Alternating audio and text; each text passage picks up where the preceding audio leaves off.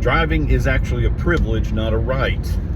The highways are paid for by government funds, certainly taxpayer funded, but there's an old common law principle about the King's Highway. It is the monarchs in the old days who helped create the highways, and if you commit a crime or mess with the King's Highway, you're subject to harsher penalties in the old days. That basic principle carries over to our driving.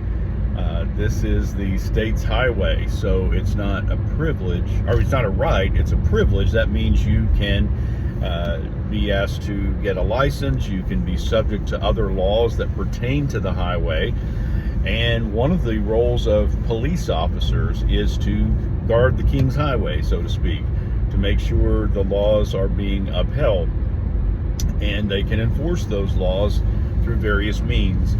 However, there are limits, certainly about how police officers can enforce certain rights, and rights do apply even to those, of course, who are driving on the state highways. So there's a balance there. There are more things than you may think that police officers are allowed to do by law because it is the government's highway.